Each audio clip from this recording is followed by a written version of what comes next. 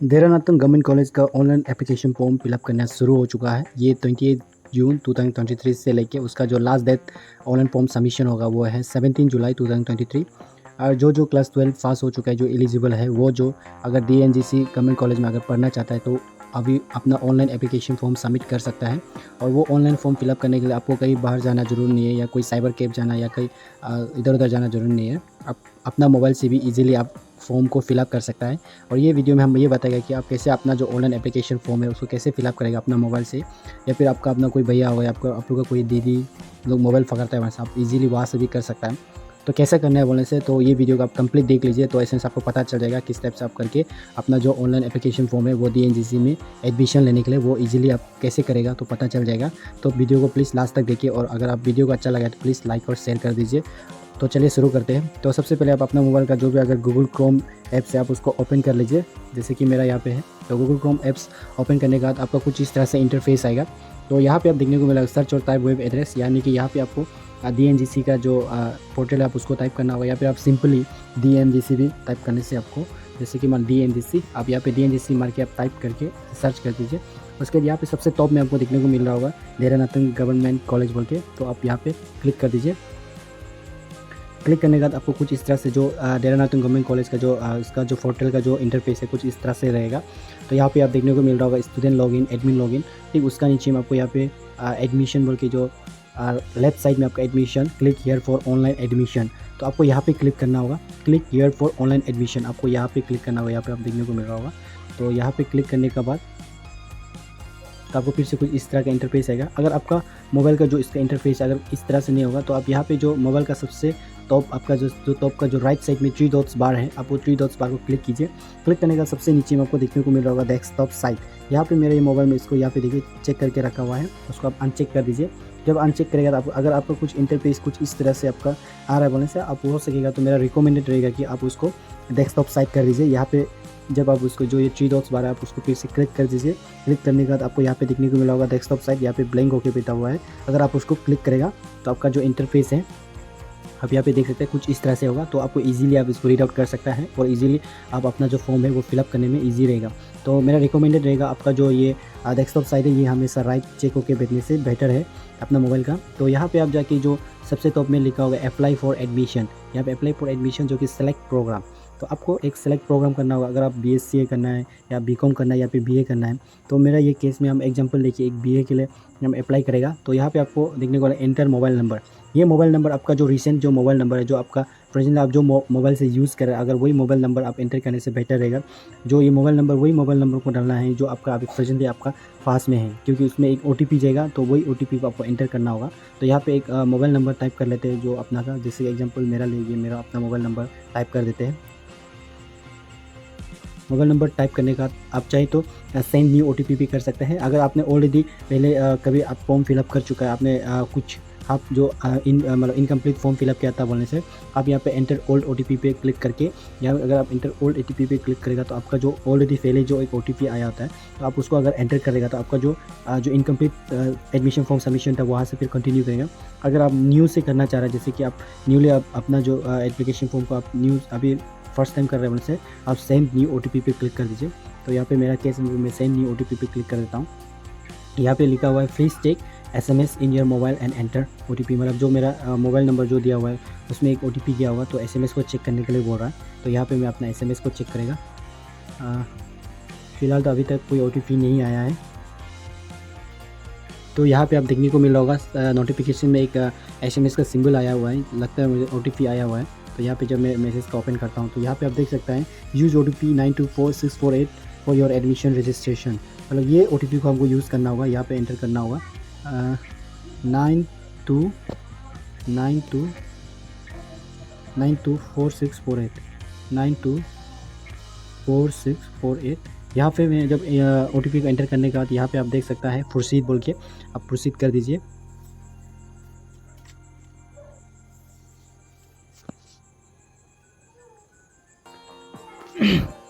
Proceed करने के बाद आपको यहाँ पे कुछ इस तरह से एक इंटरफेस आएगा जो कि एक instruction filling online application form का बोल के। तो आप इसको कुछ नहीं करना, अब यहाँ पे स्क्रॉल अप कर देना है। स्क्रॉल अप करने के बाद आपको यहाँ पे एक बॉक्स रहेगा, यहाँ पे आपको राइट क्लिक करना होगा। जब ये राइट क्लिक हो जाएगा, चेक हो जाएगा, तब उसके बाद अब यहाँ पे आई एग्री पे क्लिक करना होगा। आई एग्री पे क्लिक करने के बाद आपका फाइनली एक फॉर्म आ जाएगा जहाँ पे लिखा होगा रजिस्ट्रेशन। यहाँ पे आपको 4 स्टेप है, जो कि सबसे पहला है रजिस्ट्रेशन, फिर उसके बाद कंफर्मेशन, फिर उसके बाद आपका पेमेंट मेथड रहेगा। उसके बाद आप जब पेमेंट करने के बाद आपका जो एप्लीकेंट जो भी आपने जो भी फिलअप करा है उसको आप प्रिंट कर सकते हैं। तो उसी का यहाँ पे आपको 4 स्टेप का कंप्लीट करना होगा। तो सबसे पहले यहाँ पे रजिस्ट्रेशन में आपको यहाँ पे लिखा हुआ है कोर मेजर सब्जेक्ट, यानी कि आप कौन सा मेजर सब्जेक्ट के लिए आप एडमिशन ऑनलाइन एडमिशन अप्लाई करना चाह रहा है आप। जैसे कि इसमें से टोटल यहाँ पे 1 2 3 4 5 6 7 8 यहाँ पे 8 मेजर सब्जेक्ट है।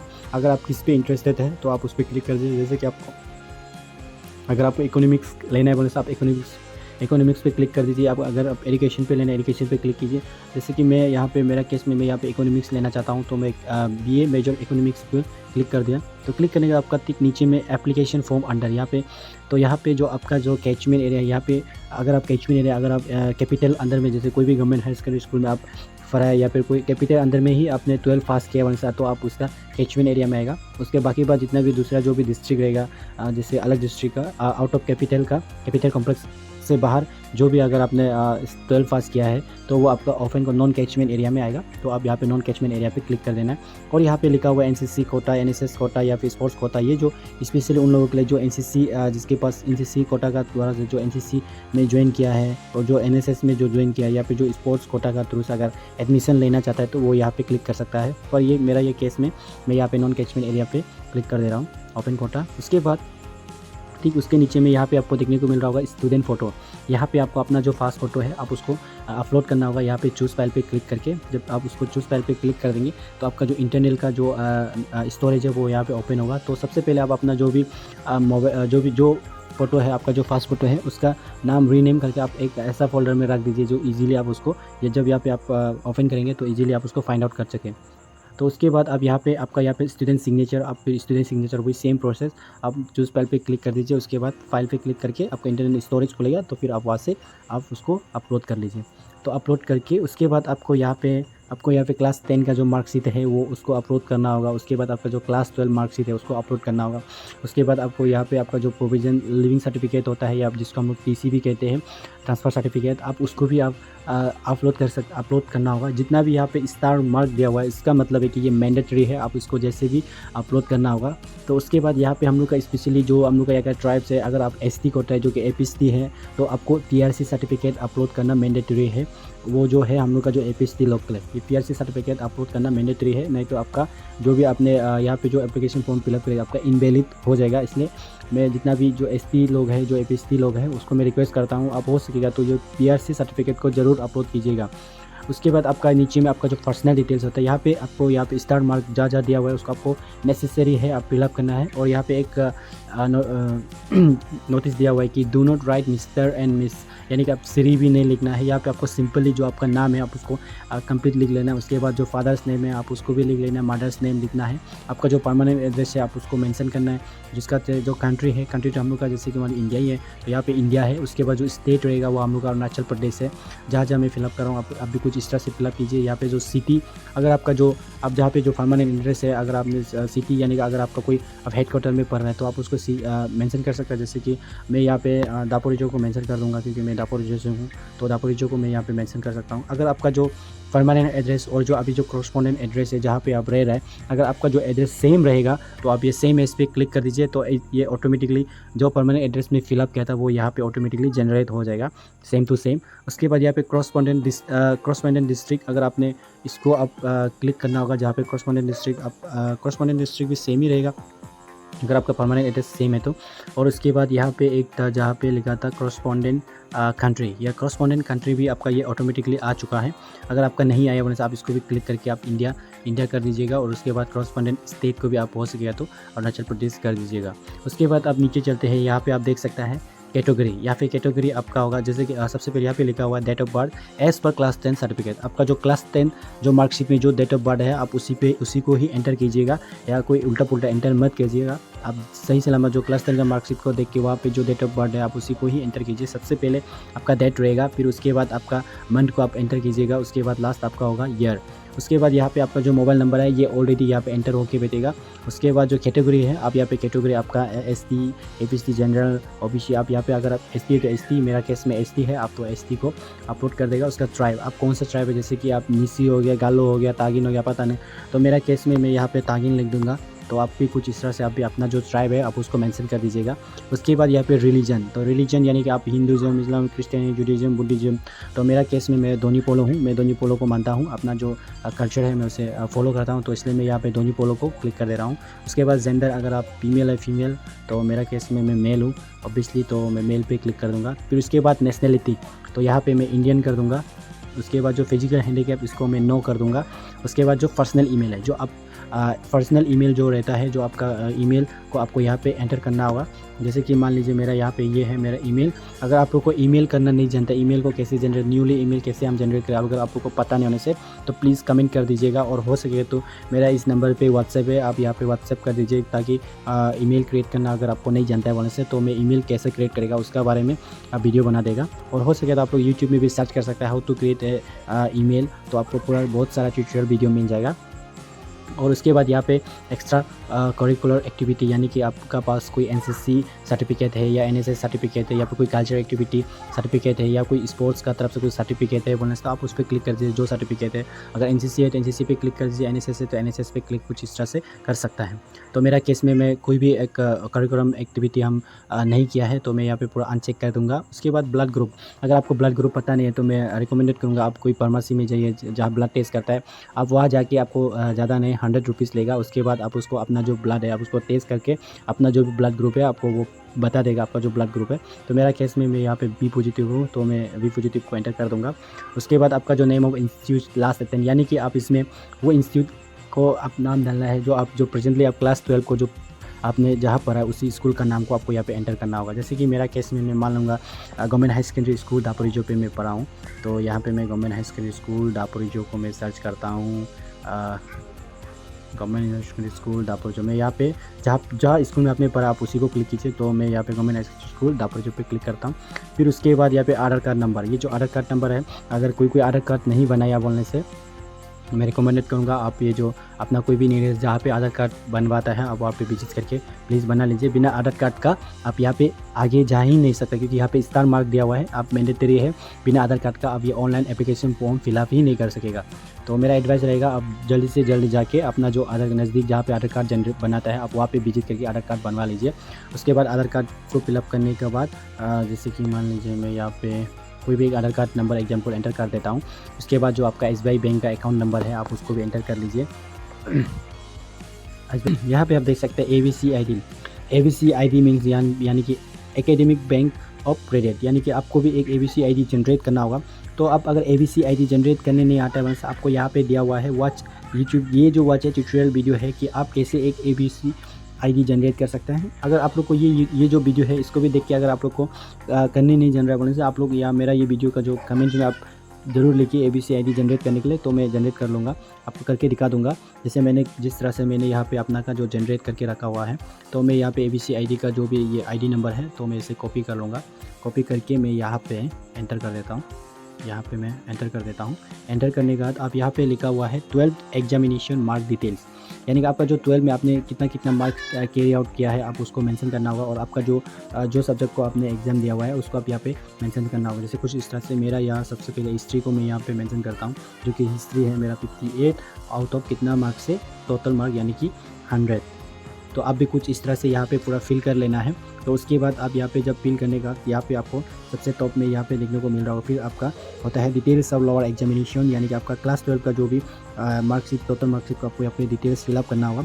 तो एवल्यूएशन सिस्टम यहाँ पे आपका जो है परसेंटेज या फिर सीजीपी, तो मेरा हिसाब से जो क्लास 12 जो रिसेंटली पास हुआ है तो उनका तो स्पेशल परसेंटेज ही होगा, तो परसेंटेज होगा। तो उसके बाद आपका मार्क्स होता है टोटल 500 में से आपका टोटल 5 सब्जेक्ट आप टोटल करिए। जैसे कि मान लीजिए मेरा यहाँ पे 345 हो रहा है, उसके बाद आपका जो टोटल मार्क्स होता है वो है 500, तो परसेंटेज ये ऑटोमेटिक ऑटोमेटिकली जनरेट करके दिखाएगा 69%। और उसके बाद यहाँ पे लिखा हुआ पासिंग ईयर, आपने कब क्लास 12 को पास किया, यानी कि 2023 को जो इस बार ही पास हुआ है। तो आपका जो क्लास 12 का जो मार्कशीट है आप उसको एंटर कीजिए, जैसे कि मान लीजिए मैं यहाँ पे एंटर करता हूँ।